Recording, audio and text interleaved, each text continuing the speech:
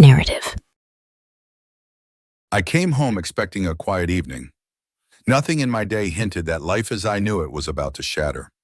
As I walked through the door, I immediately sensed something was off. My wife was sitting on the couch, her face lit up with excitement, a kind of anticipation I hadn't seen in a long time. Before I could even take off my jacket, she said it. "I've decided to carry a baby for my best friend. I'm going to be her surrogate." For a second, I thought I misheard her. My brain struggled to process the words.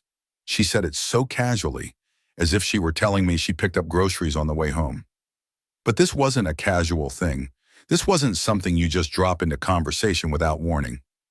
I let out a short, disbelieving laugh, waiting for her to clarify. Maybe it was a hypothetical. Maybe she was still considering it. But she wasn't joking. Her eyes locked onto mine with unwavering certainty. "You what?" I finally managed to say. "I'm going to carry a baby for her. She and her husband have been struggling for years. I can do this for her, and I will. It's my body, my choice." The way she said it, like it was a done deal, hit me harder than the words themselves. This wasn't a discussion. She wasn't asking how I felt about it. She was telling me what was going to happen. 100 questions flooded my mind, but the first one that escaped was, "When were you going to talk to me about this?" She rolled her eyes as if I was making a big deal out of nothing. "I'm talking to you now." "No," I snapped. "You're telling me now." She sighed, like my reaction was predictable, like she had already played this conversation out in her head and decided I was the unreasonable one. "I don't understand why this is such a big deal for you. This is my body, my decision. I'm doing something good, something selfless." My stomach tightened. "You don't see how this affects both of us?" "Of course I do," she said, but her voice lacked sincerity. "But it's not like I'm cheating on you. I'm just carrying a baby for someone who can't." She said it like it was simple, like it wouldn't change everything, like it wouldn't affect us. I took a deep breath, trying to keep my voice steady. "You're telling me that for nearly a year, you'll go through pregnancy, hormonal changes, doctor visits, and everything that comes with it, and I'm just supposed to be okay with that? What about our life? What about us?" She waved a hand dismissively. "It's temporary. Nothing will change between us." I stared at her, trying to find some trace of the person I married, the woman who used to talk things through with me before making major decisions. But all I saw was someone who had already moved past this conversation before I even walked him through the door. "I should have at least been part of this decision," I said, forcing the words out through gritted teeth. She shook her head, her face twisted in frustration. "This isn't about you?" That was it. That was the moment I realized just how little my opinion mattered in this marriage. This wasn't a partnership anymore. She had made her choice, and she expected me to fall in line. I didn't say another word. I just stood there, the weight of her words sinking in, pressing down like a vice on my chest. She had made her decision, and now I had to make mine. I sat down trying to gather my thoughts, but my wife was already moving on, acting as if the conversation was settled. She grabbed her phone and started typing, probably texting her friend, telling her everything was set. I wasn't even part of the equation. I forced myself to speak, to push back. "You can't just expect me to be okay with this." She sighed, setting her phone down with an irritated expression. "What exactly do you want me to say? I've made my decision." "That's the problem," I shot back. "You made a decision, alone. Do you really not see why that's an issue?" She crossed her arms and leaned back into the couch. "I see that you're overreacting. This is my body, and I have every right to do what I want with it. I don't need your permission." It was like talking to a wall. I wasn't trying to control her. I wasn't telling her what to do. I just wanted to be part of the conversation, to have my feelings considered. But every time I tried to express that, she threw up a shield, shutting down any attempt at real discussion. "You're making it sound like I'm trying to control you," I said, forcing myself to stay calm. "That's not what this is about. This is about our marriage. This is about us, about how this will affect both of our lives." She scoffed. "It's 9 months, a year at most if you count recovery. You're acting like I'm leaving you or something." I clenched my jaw, my patience wearing thin. You're carrying a child for someone else. Do you even realize what that means? The physical toll, the emotional toll. She cut me off. I've already thought about it. I almost laughed. Thought about it? Maybe. But had she considered the reality of what it would do to our relationship, to our home, the stress, the complications? I doubted it. So that's it? I just have to accept this? I asked, my voice lower now, tired. She didn't even hesitate. Yes. One word, one final, unwavering answer. I let that sink in. She hadn't asked for my opinion because she never intended to hear it. She had already decided, already committed herself to this, and my thoughts on the matter were irrelevant. This wasn't just about the surrogacy anymore. This was about our marriage, what it had become, a relationship where she made the big decisions and expected me to simply adapt. You're really not going to consider how I feel about this? I asked, searching for even the smallest sign of hesitation in her expression. Instead, she rolled her eyes. I am considering how you feel, but at the end of the day, this is my choice. I don't need your approval. She said it like that was the end of the conversation, like I should just move on. I sat there watching her, realizing that everything had already changed. Not because of the surrogacy itself, but because of what it represented. The way she dismissed me, the way she saw her decisions as hers alone, without regard for what they meant for us.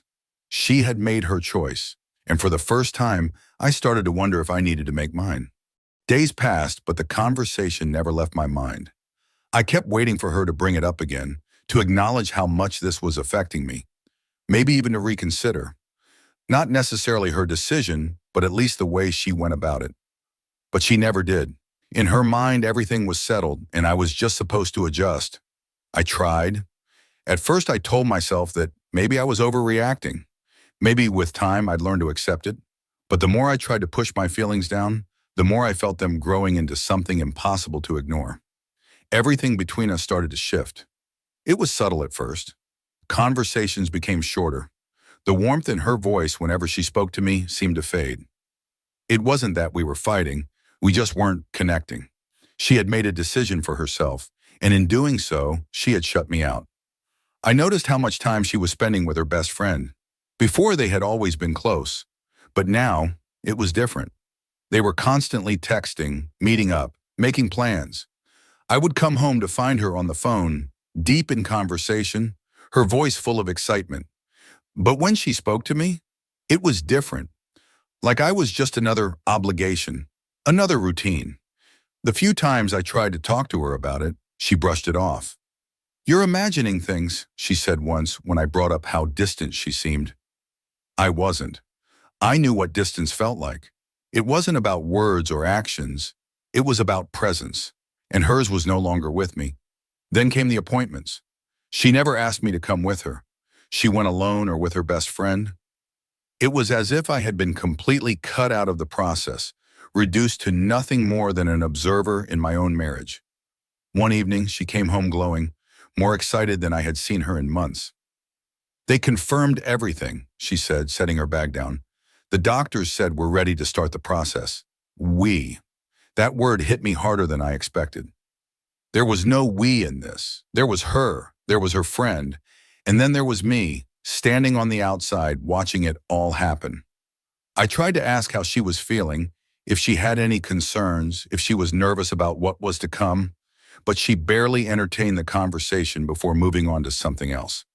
It became clear to me that her excitement wasn't just about the surrogacy, it was about having a purpose outside of our marriage.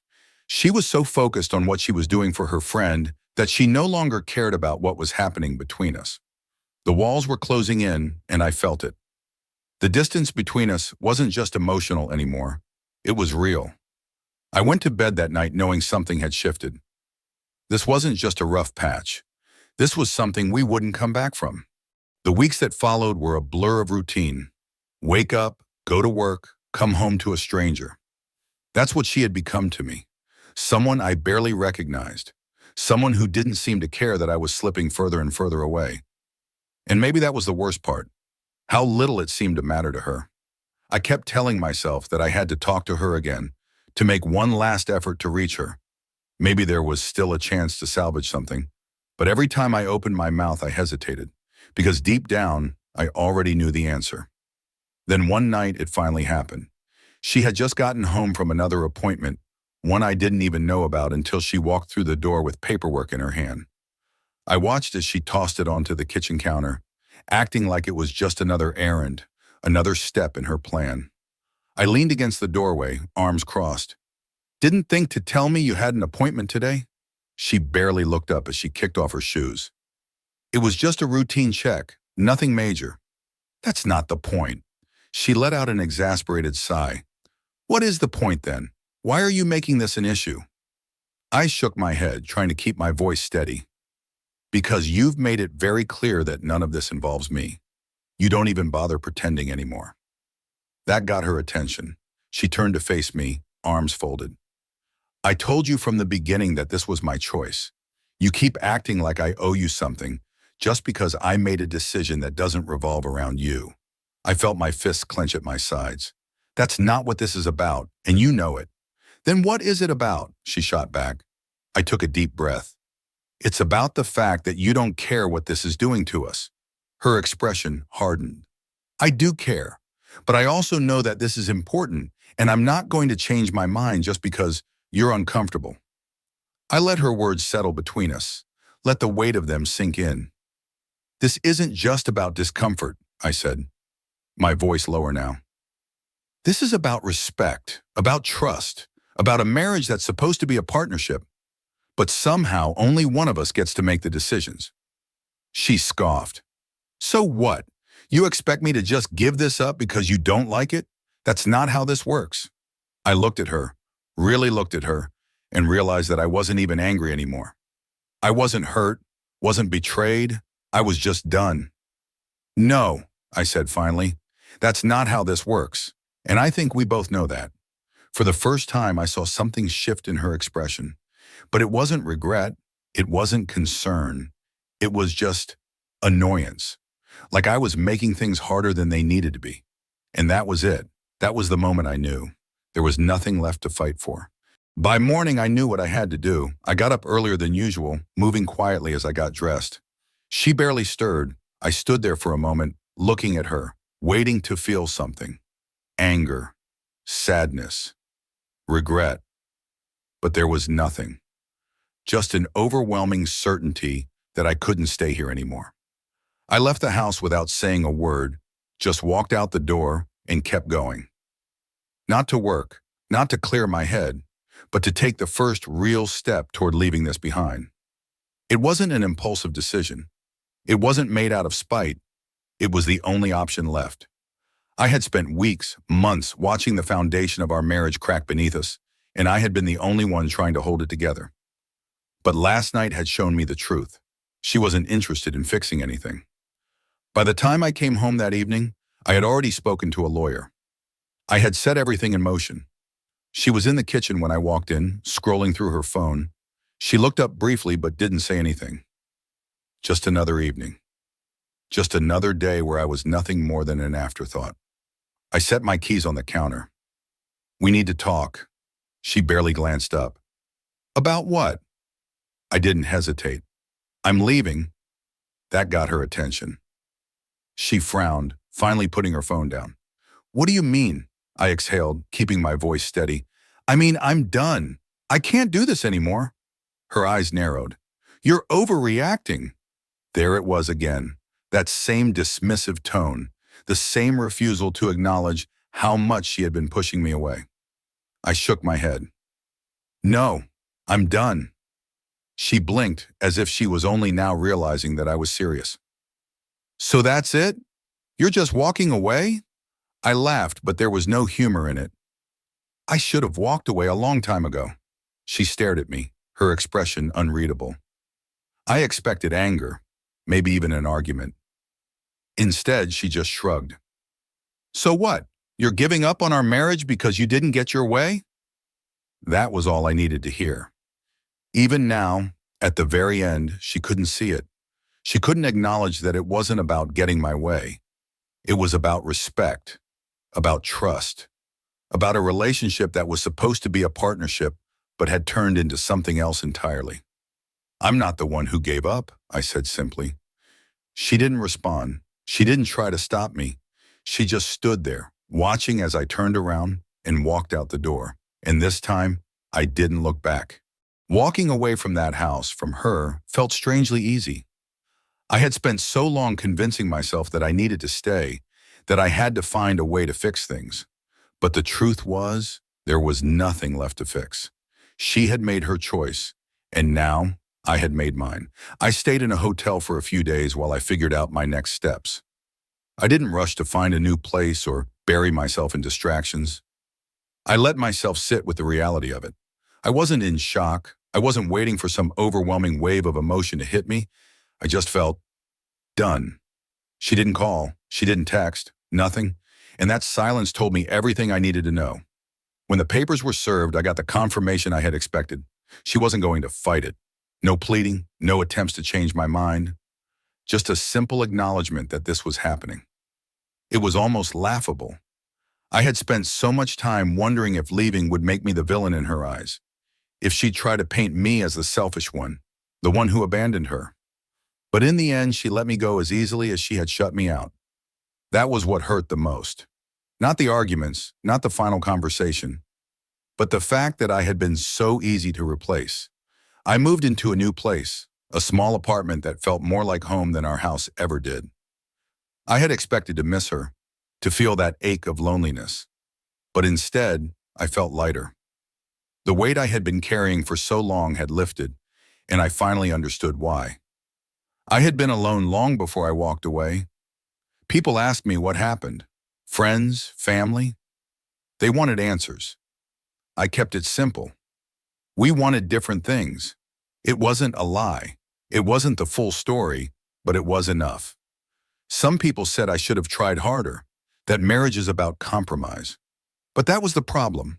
Compromise only works when both people are willing to meet in the middle. I had been the only one trying to hold things together, and you can't save something when the other person doesn't care if it falls apart. She moved on, or maybe she had already moved on long before I left. Either way, I didn't waste time wondering about her. She had made her priorities clear, and for the first time in a long time, I had made myself a priority. I walked away with no regrets, not because it didn't hurt, not because it was easy, but because it was necessary, and that was enough. Our story has come to an end. If you've made it this far, how about subscribing to our channel? It helps us immensely. I've selected 2 other videos for you that I'm sure you'll enjoy. Feel free to click on them. I'll be waiting for you in the next story. See you soon.